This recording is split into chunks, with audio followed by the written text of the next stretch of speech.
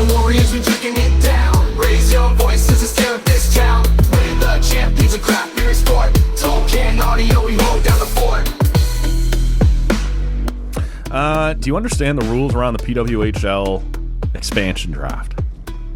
Because we had Shrides on the show sitting in for you last Monday. And if Michaela can't make it clear to you, then there's zero chance. I think her and I were both still like, wait, no. Like, it had just dropped that morning. Yep. And so we sort of had a handle on it, but I don't think either one of us had fully wrapped our arms around what this was going to mean. We should say, as you and I sit here right now, it is 2-1 Minnesota in the PWHL final. And I got to be honest with you, it's been a tough watch, man. Okay. It's been kind of dull. We got 4 overtimes against Montreal in the last, and there's something unique to that.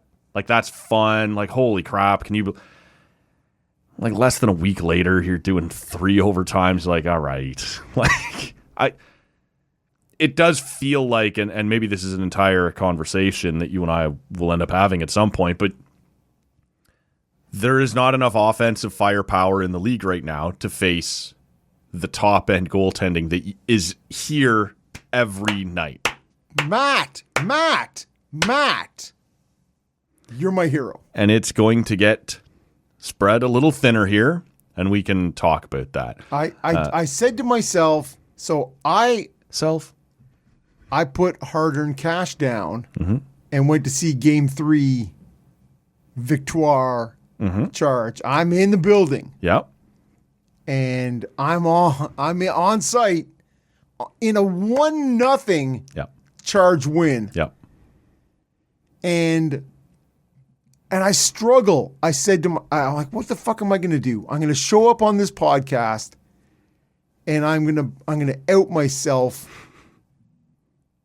as somebody I loved. I did that the last time, or a week or two ago, saying 4 overtime. I'm out. I'm not staying.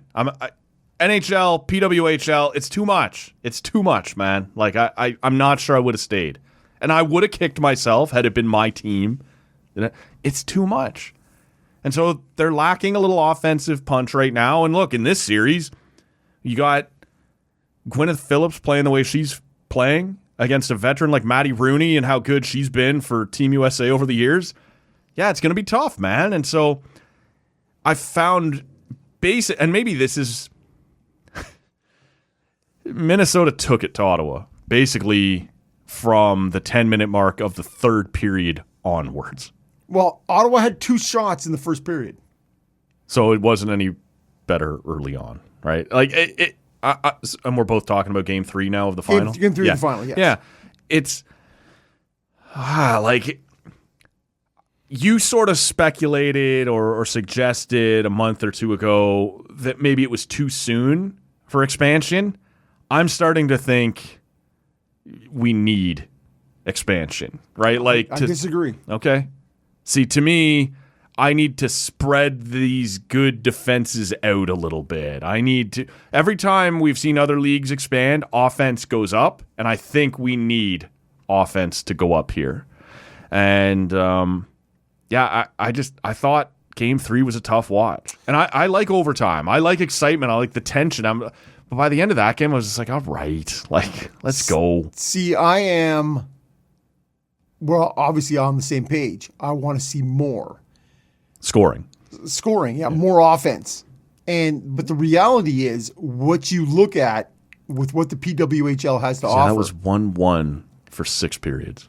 And 2 goals in 5 Ottawa hours. scored 10 minutes into the first. Yeah. And you look at it and you say, what the PWHL has going for right now. Like, and I am not honestly, I am more of a newcomer to it. I've sort of been a casual check-in.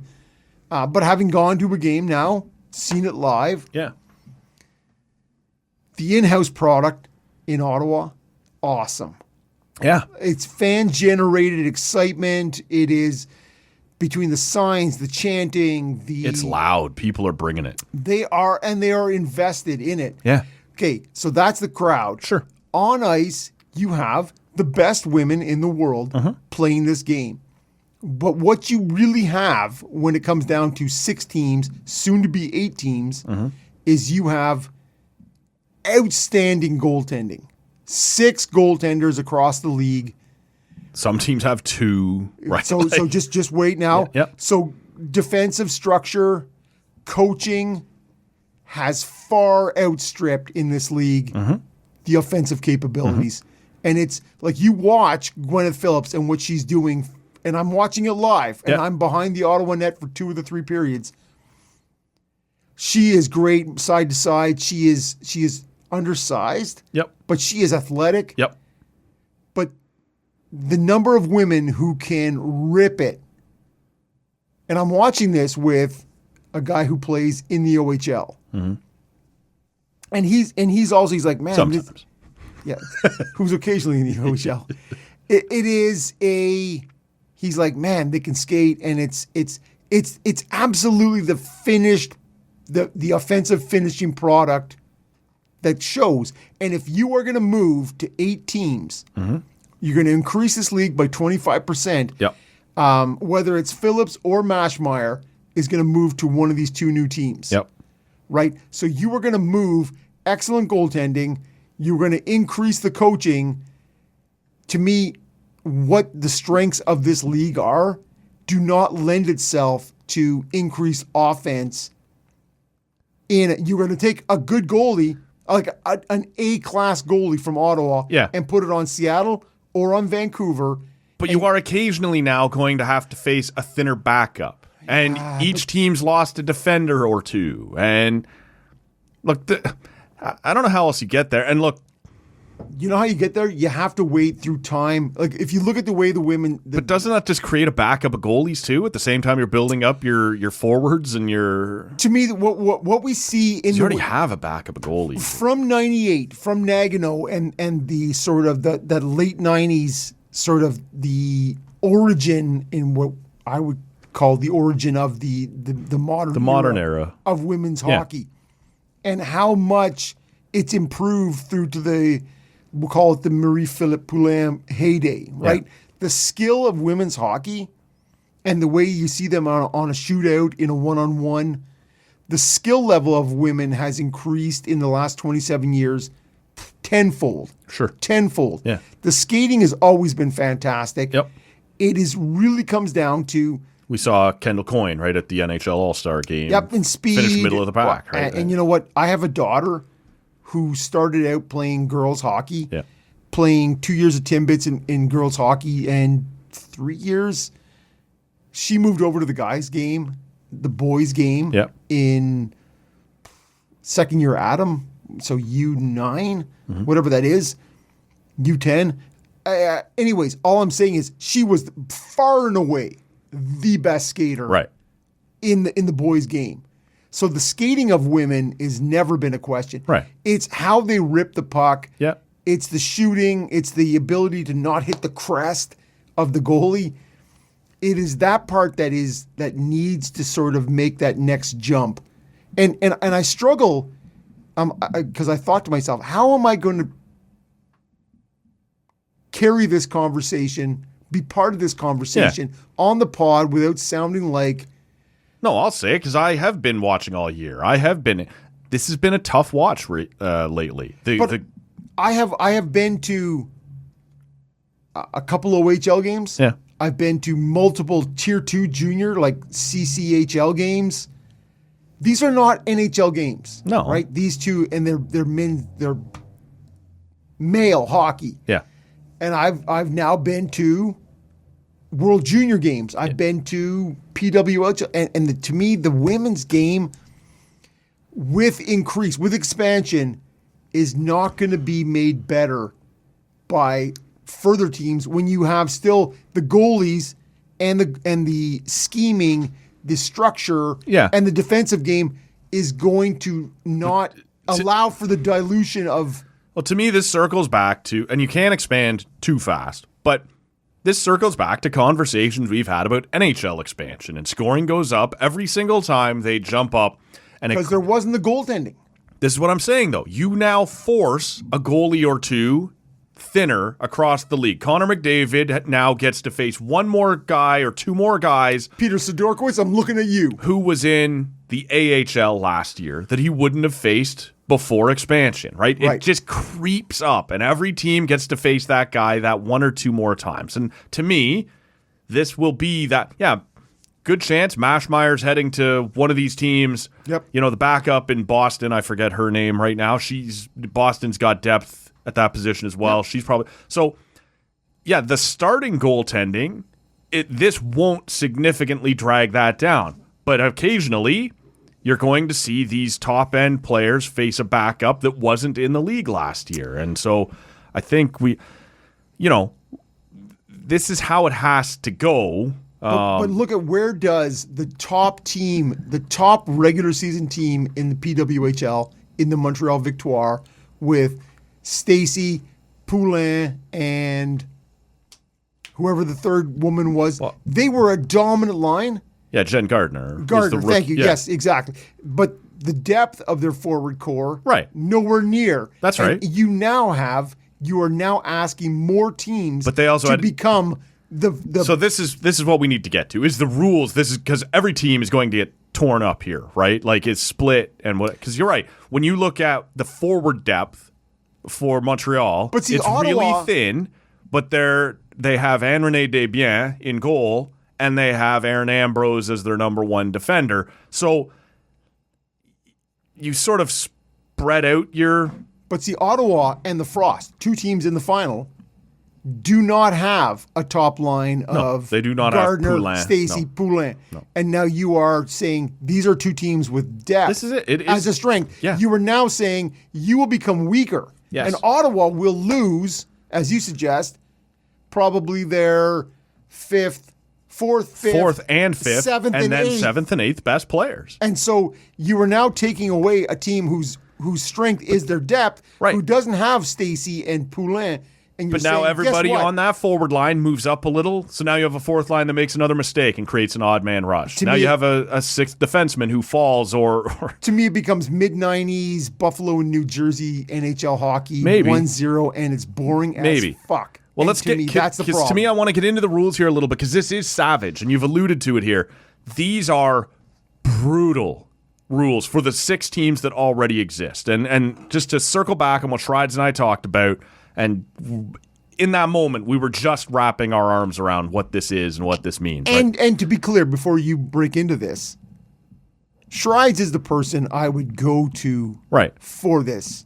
You and I will discuss it like two fuckers finger painting with gloves on, or mitts on. It's only opinion based. It always is. So every team is going to lose 4 players. Montreal, Ottawa, Toronto, Minnesota, New York, Boston. They're all bracing to lose at least 4 players. You are going to have Vancouver and Seattle walk away from this draft with 12 players each, obviously 2 times 6. And you listen to the Jocks and Jill podcast, and they're suggesting that there's a legit possibility that you could have Seattle and Vancouver make the playoffs next year. I don't think that's out of the realm of possibility. This is at all. With these rules? So this is heavy, right? When you think of the rules that Seattle and Vegas had coming into the NHL. NHL teams were allowed to protect like 8 guys and a goalie. There is no separate group for goalies here. They're just part of your 3, and you can do what you want to do. So if you're Ottawa, I assume you're going to want to protect one of your 2 goalies. Is it Phillips? It's a small sample size, but she has shown herself to be incredible. But she was Mashmeyer was the backbone of this team through the first half. When you include what Phillips did in the NCAA, with honestly a minuscule goals against and her save percentage stellar. Yeah. Like to me, and then you have this sample size. So you have Mashmeyer making what we more assume money. is significantly more money. Yep. And is significantly older. Yep. So you're protecting Phillips. I assume You want to protect Serdachny, who you just drafted second overall. Do you, though? Well, this is one of these things, right, that everybody's going to argue about. Emily Clark 100% Emily Clark. is your number one center, Phillips, good two-way Clark, player. Who's the third player? Well, this is it. Brianne Jenner, No. your captain, who has been up and down, is also making a lot of money and is significantly older. Yep. I probably wouldn't. Don't. It's Venishova. Venizova, yeah, Yep. maybe. That's my three: Clark, Venishova, and Phillips. Okay. For me, it's Clark, Serdachny, and Phillips. But either way, that means two of your top line wingers are available. Yes. Two of your second line is available. Everybody on your third and fourth line is available. All of your defense is available, and one of your goalies. And is whatever available. it is, when you have two selected from your team, you get to protect. This is it. An So extra player. yeah, if you have to announce by next Sunday, which I believe is the 1st of June, these are the three we're protecting. Anybody who is left unprotected can talk to Vancouver and Seattle. So in theory, I've been left unprotected. I think I'm probably going to get drafted, and I would prefer to go to Vancouver. You'll be treated as a free agent, right? You could sign with Vancouver instead of Seattle or vice versa, and then that would count as one of Ottawa's players having been taken or whatever team it might be. It's complicated. It is a little complicated. So after you have lost two players, you can protect a fourth. So in my world, where you have protected Phillips and Clark and Serdachny, and maybe now you've lost 2D, and you go, fuck, that's our top pair.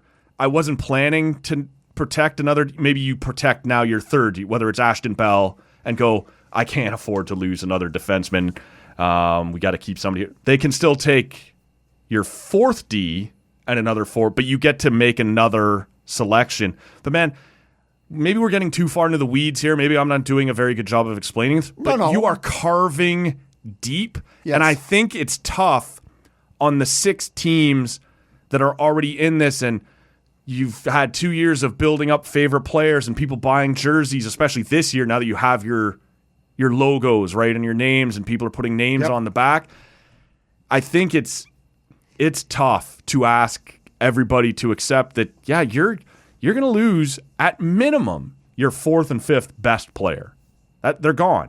And I think if you're a Seattle and Vancouver fan, that's really good news, right? Like, you are going to be competitive right away. If you get to take, though, everybody's fourth best player, those teams are going to be good. Well, and I've said from the beginning, man, it's too early to expand. Yeah. It's fine here in Ottawa, and I can only really speak to what's happening here in Ottawa. It's a success. Yep. It's the market has at least said 6,000 to 7,000, maybe on a good night weekend 8,000. We love this product. Yeah. And we want to do this. It's not the same everywhere. No, but And so you now are saying we're going to take some of your favorites. Like, I work with a woman who was a season ticket holder here in Ottawa, who she's purchased and now wasn't able to purchase this jersey. She had to modify it, and she's made it a Mashmeyer jersey. Yeah. There's a very good chance that is now an antiquated jersey. And so when you and I talked about, is it too soon to expand, my pushback was, no, it's time. We got to thin this out. My thought now that agrees with you is, man, all these people who bought in early, spent money on your product, got favorite players, pictures and jerseys and signs and whatever else. Yeah, there's a good chance, like in Ottawa here, your captain's gone. Yeah. You look in Toronto, Sarah Nurse, Natalie Spooner, Renata Fast. Well, then Darryl Watts, who just is Former available, Charge. right? Like, you just traded, if you're Ottawa, Irwin and Skamura for Joss Larocque, and now you're going to leave her And unprotected. Bach. Don't forget about Bach. And it's tough. When I say it's too soon, it's almost like it's too soon because you're punishing these because you've grown fans. attached. Yeah, yes. That's right. You as a guy with a Charge hoodie and all a those jersey. things, yes, you have grown attached. That's right. But that's not unimportant. No, it isn't. Like, There's the quality of the competition, which we have debated and is readily available to the eye test. Mm-hmm. Then there is, you have now within only 2 years asked all these fan bases. come in, 6 love these original- players, love them, wrap your arms around them. Yep, fuck you, we're taking them. Guess what? Yep, they're gone. That guy's very upset. Yeah. is you've said, guess what? Things are changing, Yep. and you haven't allowed the roots to set deep. Yeah. And that's what I would have hoped. Yeah. That you gave it 4 years, 5 years. Just let the original 6 set deep roots, and then you continue to backfill. Like the draft is coming up, man, and you have not only do you have European women who have not, And this is the counter argument. but contractually been available for the draft. All these things. Allow your league to strengthen, and then dilute. To me, they've gone for this is hot right now. Yeah. Go. Yeah. No, I'm with. I wasn't with you a month or two ago when we talked about this. The last year we've been talking about this. It was, but I still think I'm coming at it now from a different angle.